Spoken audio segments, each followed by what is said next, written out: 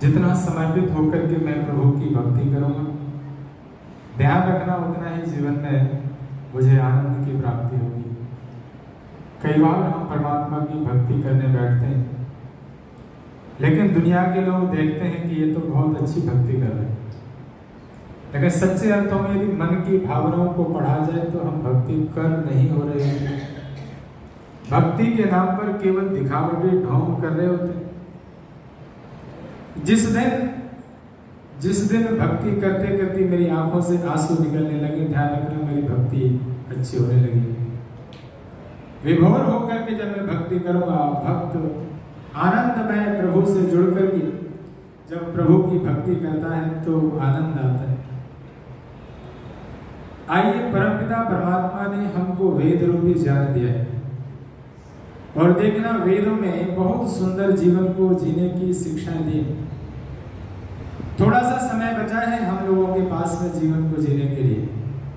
परमात्मा ने 100 वर्ष की ये मानव की योनि के साथ मुझे आयु दे दी थी, लेकिन आजकल 90 वर्ष की रह गई। 100 वर्ष से 10 वर्ष कम तो हो ही गए।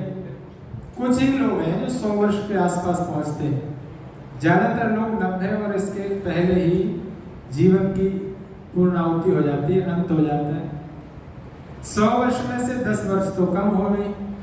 अब चिंतन करके देखें कि मैं कहाँ बैठा हूँ, कितनी आयु में बैठा हूँ, कितनी शेष है, और क्या करने के लिए आया था, उसके लिए क्या किया है मैंने इस जीवन में। जिस लक्ष्य की सिद्धि के लिए मुझे परमात्मा ने ये मानव का तन दिया, मैं उसमें कहां तक पहुंचा। एक वेद मंत्र को देखते हैं। मंत्र कहा, ईशावास्यम इदं सर्वं यत्किंच जगत्याम जगत् तेन त्यक्तेन भुञ्जीथा मां वृद्धा कस्य सुधनम। वेद मंत्र में कहा, इदं सर्वं यत्किंच, यह सब जो कुछ जगत्याम जगत, जगत दिखाई दे रहा है, जो भी है वो सारा। ध्यान देना बातों को, जो आ रहे हैं श्रद्धा सुमन अर्पित करके बैठते हैं, आपका ध्यान मेरी तरफ जुड़ा रहेगा तो सुन पाएंगे। वेद मंत्र कह रहे हैं, यजुर्वेद के 40 अध्याय का पहला ही मंत्र है कि परमात्मा यत्किंच, जो कुछ इस संसार में, जो भी जगत्याम जगत, धरती पर सूर्य चंद्र नक्षत्र इस ब्रह्मांड में जो भी कुछ मुझे दिखाई दे रहा है या नहीं दिखाई दे रहा है, या जो कुछ है, ईशावास्यम, ईश्वर से ढका हुआ है। उस परमात्मा ने अपने से ढके हुए हैं, यानी सबके बाहर भीतर अंदर सब जगह है परमात्मा। वेद कह रहा है कि वह परमात्मा जैसे एक माँ के गर्भ में छोटे से बच्चे का निर्माण कर रहा होता है, ऐसे ही अपने गर्भ में परमात्मा ने इस सारे ब्रह्मांड को बना करके पालन पोषण किया हुआ है, कर रहा है। वेद मंत्र हिरण्य गर्भ समवर्तताग्रे, जो यज्ञ करते हैं उनको मंत्र याद होगा। हिरण्य गर्भ समवर्तताग्रे भूतस्य जाता पति एक आसीत। सारे ब्रह्मांड का एक ही पति है, और हिरण्य गर्भ ये सारा का सारा उसी पति का गर्भ है। ये सारा का सारा ब्रह्मांड उसी परमात्मा का है, गर्भ है, और उसके गर्भ में ही सब कुछ है। जैसे माँ के गर्भ में माँ सारे काम करती है, लेकिन बच्चा बड़ा सुरक्षित होकर के पलता पल्लवित पोषित हो रहा है माँ के गर्भ में, ऐसे ही हम सब इस ब्रह्मांड में इतनी तेज दौड़ लगाने वाली इस धरती पर बैठे, क्योंकि रॉकेट की तरह घूम रही है धरती अपनी 2 चालों में। सूर्य भी अपनी पूरी गैलेक्सी को लेकर के सारे ब्रह्मांड में सब के सब दौड़ लगा रहे हैं, कोई ग्रह वगैरह खड़ा नहीं, सब दौड़ रहे हैं, और ऐसे सुरक्षित हैं हम लोग जैसे माँ के गर्भ में बच्चा सुरक्षित होता है। क्यों जी? 100 वर्ष तक इतना सुंदर घर बना करके आराम से रहते, फिर भी इस परमात्मा के इस उपकार को भूल जाते, इसलिए कई बार दुखी होते। वेद क्या कह रहा है? ईशावास्यम इदं सर्वम, सारा संसार परमात्मा ने अपने से ढका हुआ है। उसी परमात्मा ने, आगे पढ़ो मंत्र में कहा, तेन त्यक्तेन भुञ्जीथा। तेन माने उसी परमात्मा के द्वारा दिए गए पदार्थों का, त्यक्तेन त्याग पूर्वक भुञ्जीथा भोग करूं। क्या कहा? उसी परमात्मा के द्वारा दिए गए पदार्थों का मैं त्याग पूर्वक भोग करूं। अब देखना, तेन माने उसी परमात्मा के द्वारा दिए गए पदार्थों का। अब चिंतन करना है कि यार मेरे पास मेरे पास मेरे जो पदार्थ हैं वो किसने दिए, या सगे संबंधी रिश्ते नातेदार है वो किसने दिए। एक बार चिंतन करके देखो, मेरा विवाह हुआ तो मेरी पत्नी जहां जैसी व्यवस्था से उसका जन्म हुआ, और वो मेरी पत्नी बनी तो वो प्रभु की व्यवस्था से। जब जोड़े बनते हैं तो प्रभु की व्यवस्था से बनते हैं। तो प्रभु ने पत्नी को पति, पति के लिए पत्नी दिया, दोनों आपस में एक दूसरे से किसने दिए, प्रभु ने।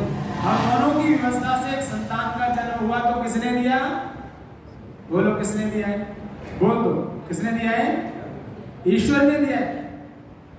और जब ईश्वर ने दिया है तो ये सब किसके हैं, उसी के।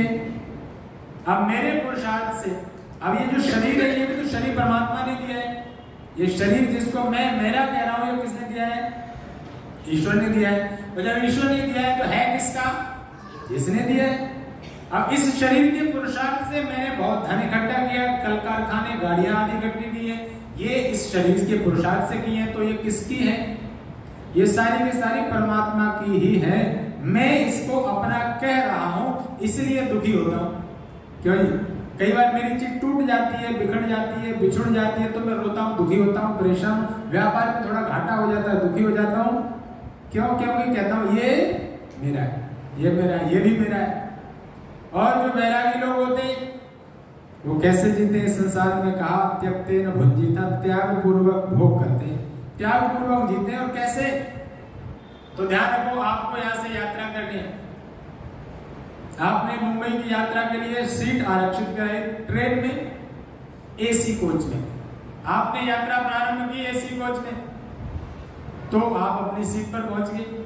वहां देखा आपने लेटने के लिए बहुत बढ़िया सीट है, वहां तकिया भी है, वहां चादर भी है, बेड शीट बिछी है, और वहां ओढ़ने के लिए कंबल भी है। क्यों जी, एसी कोच में सारी सुविधाएं हैं। आपको जब भोजन करना है तो भोजन करने के लिए आगे टेबल भी है, आपको शीशे में देखना है तो दर्पण भी लगा हुआ है, और भी सुविधाएं आपको उस सफर को सुगम, सुरक्षित, सफल और आनंद मंगलमय बनाने के लिए, यात्राएं सफल करने के लिए वो रेलवे ने सुरक्षा दी है, व्यवस्था दी है। और उस व्यवस्था का मैं यात्रा के दौरान सारा उपयोग करता हूं, उपभोग करता हूं। आप देखना, जैसे मैं मंजिल पर पहुंचता हूं, अपने ठिकाने पर पहुंचता हूं, वैसे ही मैं अपना सामान समेट करके, अभी तक मैंने रेलवे का बहुत सारा सामान यूज किया, ट्रेन में ध्यान देना, बहुत सारा सामान यूज किया, लेकिन मैं जब अपना लक्ष्य, अपनी मंजिल पर पहुंच जाता हूं तब मैं अपने सामान को समेट करके सुख पूर्वक अपने घर पहुंच जाता हूं, सुख पूर्वक अपने घर पहुंच जाता हूं। फिर मुझे उस ट्रेन के सामान से मोह नहीं होता, दुखी नहीं होता उस सामान को छोड़ते समय। उस सामान को छोड़ते समय दुखी क्यों नहीं होता, 24 घंटे की यात्रा की, मोह नहीं हुआ, सारी सुविधाओं का उपभोग किया, मोह नहीं हुआ। क्यों नहीं हुआ, क्योंकि पता है ये सामान मेरा, किसका है, रेलवे का। ये सामान किसका है, रेलवे का, इसलिए मुझे मोह नहीं हुआ, इसलिए मैं अपने सामान को उठा करके सुरक्षित अपने सुखपूर्वक घर के लिए गया। अब देखो इस संसार की यात्रा कर रहे हैं हम लोग, 100 वर्ष की आयु मिली, और संसार की यात्रा में जितने भी साधन, सुख सुविधाएं, व्यवस्थाएं मिली है वो सब किसने दिए, बोलो ना, ईश्वर ने। तो ईश्वर ने दिए तो किसकी है, ईश्वर की है। अच्छा, जब ईश्वर की है तब मुझे परमात्मा ने मेरी इस यात्रा को मंगलमय बनाने के लिए, सुखद सफल बनाने के लिए दी है ना ये सारी व्यवस्थाएं।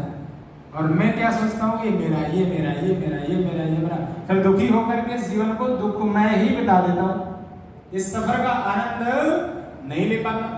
जब जब मैं ये सोचूंगा कि ये मेरा है, ये मेरा है, तब तब मैं दुखी होऊंगा। इसलिए मुझे चाहिए कि संसार में अपनी यात्रा को मंगलमय बनाने के लिए परमात्मा की व्यवस्था में अपने आप को समर्पित करके जीवन को जीव। तब होगा क्या, जहां ले चलोगे वही मैं चलूंगा, और जहां नाथ रख दोगे वही मैं रहूंगा। कहना बहुत आसान है, लेकिन जब यही काम करने की बात आती है तो बहुत मुश्किल है। लेकिन कोशिश करनी चाहिए, इस पथ पर चल करके आगे बढ़ने का प्रयत्न करना चाहिए। इसी में आनंद है जी। यही मानव जीवन का लक्ष्य है।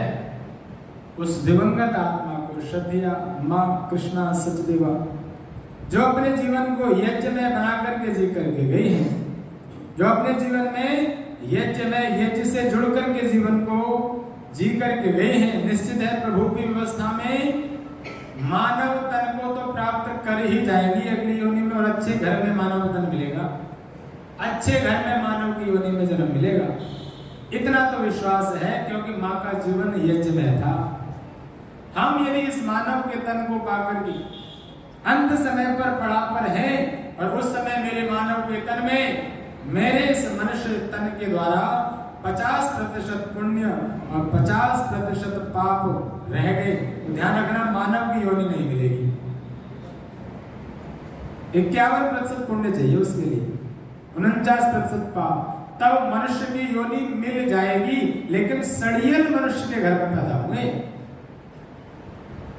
जहां पर सुविधाएं नहीं होगी, जहां व्यवस्थाएं नहीं होंगी, जहां कोई शराबी बाप मिलेगा, ऐसे घर में मिलेंगे जब 51% पुण्य और 49% पाप। और जब पुण्य का पलड़ा भारी होगा, घुटने में दिक्कत हो तो कुर्सी पर बैठ जाओ। जब पुण्य का पलड़ा भारी होगा तब अच्छे घर में जन्म मिलेगा। जैसे पुण्य का पलड़ा भारी होगा, 70% पुण्य 30% पाप, अच्छे घर में जन्म होगा। 80% पुण्य 20% पाप, और अच्छे घर में धन ऐश्वर्य व्यवस्थाओं वाला घर मिलेगा। और हो सकता है माता पिता आचार्य धार्मिक मिल जाएंगे, और 90% हो गया तो पड़ोसी भी अच्छे मिल जाएंगे, सगे संबंधी अच्छे मिल जाएंगे। और जिस दिन 100% पुण्य ही पुण्य हो जाएगा, उस दिन आत्मा को मोक्ष हो जाएगा, उस दिन आत्मा को मोक्ष हो जाएगा, वो आनंद में होगा आत्मा। इसलिए इससे उल्टा करके देखो, यदि 51% पाप और 49% पुण्य रह गए, फिर भोग योनियां हैं, फिर अन्य योनियां। बहुत सारे हमारे आजकल के ऐसे मजहबी लोग हैं जो ये कह रहे हैं कि मनुष्य का आत्मा तो मनुष्य में ही जाएगा, चाहे कुछ भी करो। ऐसा नहीं, ये मनुष्य के द्वारा खोपड़ी से पैदा की सोच है, ऐसा नहीं हो सकता। क्यों जी? परमात्मा की व्यवस्था में ऐसा नहीं है। जितनी भी अन्य योनियां, सारी भोग योनियां, सब में वही आत्मा है जो मेरे अंदर है, ऐसी आत्मा है। इसलिए आत्माएं अपने भोगों के हिसाब से अन्य योनियों में जाएंगी। जब पुण्य का पलड़ा हल्का और पाप का भारी होगा, वैसे नीच से नीच योनि है। क्यों जी? अधम से अधम योनियां हैं, उन योनियों में भोग भोगना, और फिर मानव योनि में आने के लिए बहुत लंबे समय तक अन्य भोग योनियों में जीवन जीना ही पड़ेगा। इसलिए परमात्मा की व्यवस्था में मुझे श्रेष्ठ कर्म, शुभ कर्म करते हुए, ईश्वर की व्यवस्था को समझते हुए और मृत्यु को याद रखते हुए जीवन को जीना। ईश्वर को मानते हैं लोग, जानते नहीं। ईश्वर को मानते हैं लोग, जानते नहीं, और मृत्यु को जानते हैं लोग, मानते नहीं। हम सब भगवान को तो मानते हैं, लेकिन जानने का प्रयास नहीं करते वो क्या क्या कर रहे हैं, कितनी शक्ति है, कितने विशाल ब्रह्मांड को अपनी व्यवस्था से चला रहे हैं। हम केवल मानते हैं, बहुत मानते हैं, खूब मानते हैं, श्रद्धा से मानते हैं, पता नहीं किस किस में मानते हैं, बस जानने का प्रयत्न नहीं करते वो करता क्या है। मेरी दिन रात सांस को जो चलाए हुए, गिन करके प्रत्येक व्यक्ति की आंख के पलक झपकने का हिसाब जिसकी व्यवस्था में है, वो परमात्मा बहुत शक्तिशाली है। वेद कहता है डरो, वह बहुत बलवान है। कवि ने सुंदर भजन लिखा, आइए मिलकर के गुनगुनाते हैं। कवि के शब्द हैं, और कवि आज के अवसर पर कह रहे हैं, काया एक पिंजरा है पंछी शैलानी का, जिंदगी और कुछ भी नहीं, बुलबुला है ये पानी का। आइए आप सब मेरे साथ मिलकर गुनगुनाइए। शब्द लिखे कवि ने,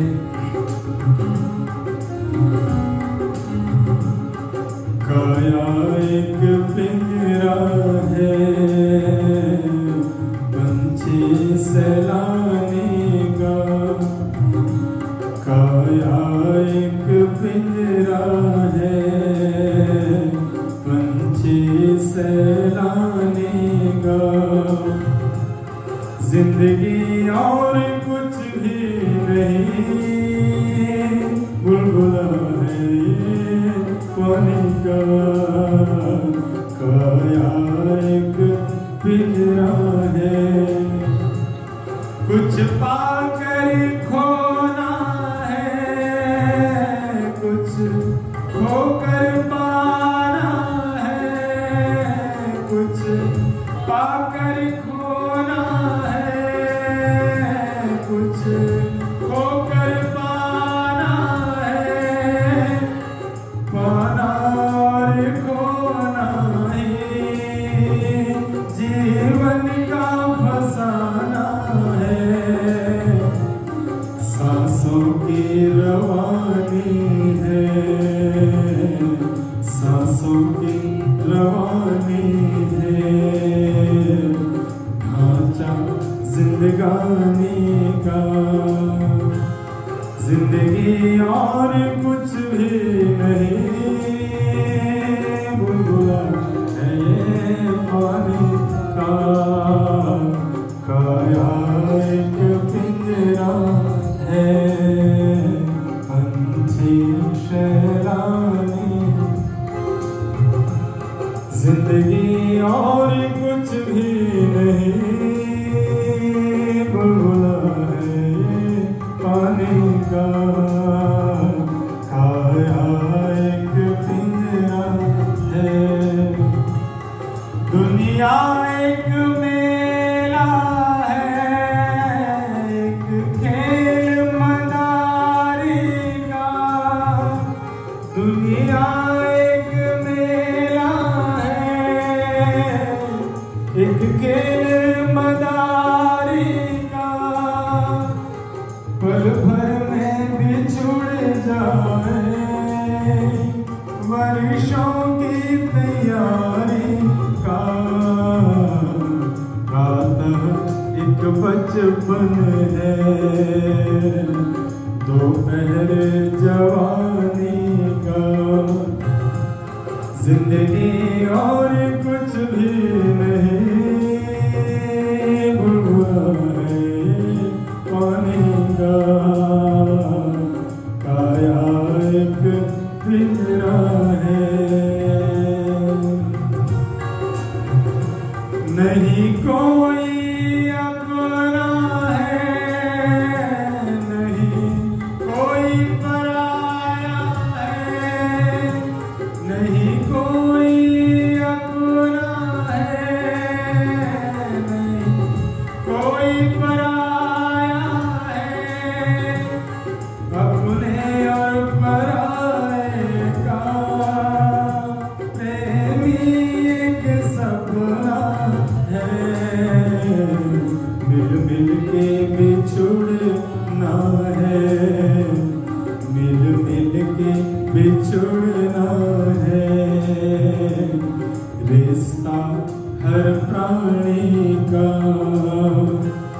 जिंदगी और कुछ भी नहीं, बुलबुला है ये पानी का,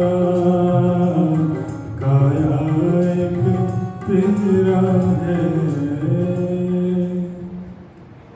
100 वर्ष पीछे जाकर के देखते हैं तो हम में से कोई नहीं था, और 100 वर्ष आगे देख लीजिए तो हम में से यहाँ कोई भी नहीं होगा। ये सत्य, सत्य और ध्रुव सत्य। गीता में भगवान कृष्ण ने इस बात को कहा है, जातस्य ही ध्रुवो मृत्यु ध्रुवम जन्म मृतस्य च, कि जिसका जन्म हुआ है उसकी मृत्यु होगी, ये सत्य है। अच्छा, सत्य भी तो बदल जाते हैं, सत्य बदल जाते हैं कोर्ट में पैसे के दम पर, क्यों जी? सत्य बदल जाता है ऐसे ही। अभी दोपहर का समय हो रहा है, 3 बजे सत्य है, लेकिन ये सत्य सदा रहने वाला है क्या? अभी दोपहर का समय है, सत्य है, लेकिन ये सत्य कैसा सत्य है? बदलने वाला है। थोड़ी देर में सांझ हो जाएगी। अभी हम स्वस्थ हैं, अभी तो मैं जवान हूं, ये स्वस्थ, ये सत्य है, लेकिन ये सत्य सदा रहने वाला है क्या? ये सत्य सदा रहने वाला नहीं है। इसलिए सत्य बदलते रहते हैं। गीता में भगवान क्या कह रहे हैं? जातस्य ही ध्रुवो मृत्यु ध्रुवम जन्म मृतस्य च, कि ये सत्य ध्रुव सत्य है कि जिसका जन्म हुआ है उसकी मृत्यु होगी, इसको नहीं बदल सकता कोई। ये धीरे धीरे जा रहा है, धीरे धीरे जा रहा है, पता ही नहीं लगेगा कब बूढ़े हो गए। क्यों जी? अभी तो आप अपने चिंतन करके देखो, चिंतन करके देखो। डॉक्टर साहब बैठे, डॉक्टर उमेश कानड़ इधर बैठे, दिख नहीं रहे। डॉक्टर साहब बैठे, सारे बाल डॉक्टर साहब सफेद हो गए हैं, और बहुत दुनिया में एक ईश्वर के बाद वेद मंत्र है, स्त्री ही ब्रह्मा बहुविध। स्त्री जो है ईश्वर के बाद स्त्री संसार को चलाने वाली दूसरी ब्रह्मा है। वेद में क्या कहा है? भगवान के बाद इस संसार को चलाने वाली दूसरी ब्रह्मा कौन है? नारी है, स्त्री है, दूसरी ब्रह्मा। आज की व्यवस्थाओं में देखें तो निश्चित ही स्त्री है ब्रह्मा, क्योंकि यदि सारे धरती के मनुष्यों को एक बार में समाप्त कर दिया जाए, एक बार में, तो भी ये संसार चलता रहेगा, क्योंकि बहुत सारी महिलाएं गर्भवती होंगी, उनके बच्चे हो जाएंगे और संसार चलता रहेगा। लेकिन एक तरफ सारी महिलाओं को एक बार में सबको समाप्त कर दिया जाए तो 100 साल से ज्यादा हम चला नहीं सकते संसार को। इसलिए वेद में कहा स्त्री ही ब्रह्मा बहुविधा। भगवान के बाद संसार को चलाने वाली दूसरी जाति कौन है? स्त्री, नारी जाति है। ये गर्व होना चाहिए हमको, आपको। और आज की व्यवस्था में हमारे वैद्य लोग, चिकित्सक लोग, इनके ऊपर भी बहुत जिम्मेदारियां हैं। बहुत बीमारियां नई हो रही है। एक बीमारी का इलाज होता है, दूसरी नहीं आ जाती। तो भाई जितने भी हमारे डॉक्टर हैं, चिकित्सक वर्ग है, सर्विस हेल्थ सिटी 14 सेक्टर में बहुत बड़ी हेल्थ सिटी बनाई, डॉक्टर साहब की पूरी टीम है। उनकी ओर से, पूरी टीम की ओर से भी उस पवित्र आत्मा को श्रद्धा सुमन है, अर्पित है। और पूरी ये व्यवस्था जो कि मनुष्य को स्वस्थ रखने का पुरुषार्थ कर रही है। लेकिन एक समय ऐसा आता है, वहाँ डॉक्टर साहब कह देते हैं परिवार के लोगों से कि अब तो सेवा कर लो, कुछ ही दिन के मेहमान है, अब दवाई भी किसी काम की नहीं। ऐसा ही वक्त आ जाता है जब डॉक्टर साहब कह देते हैं कि आप घर ले जाओ जी, कुछ ही दिन के मेहमान है, सेवा कर लो, बस अब भगवान के ऊपर है जब तक श्वास चले। तो ईश्वरीय व्यवस्था को समझते हुए जीवन को जीना चाहिए, यूं ही जीवन खत्म हो जाएगा। इसलिए जीवन में धन ऐश्वर्य की सिद्धि के साथ साथ परोपकार में जीवन बनाने का संकल्प लेते रहना चाहिए, और परोपकार में जीवन बना करके जीना चाहिए। नहीं तो जीवन तो खत्म हो ही जाएगा, और अभी हो जाएगा, पता नहीं लगेगा। कवि ने देखो 2 लाइनें लिखी हैं, उनको गा करके अपनी वाणी को विराम करूंगा, समय बहुत जल्दी हो गया, पता ही नहीं लगा। लेकिन इन शब्दों के साथ वाणी को विराम करता हूँ। कवि ने क्या लिखा? देखो कैसे जा रही है उम्र जा रही है, तो कैसे जा रही है?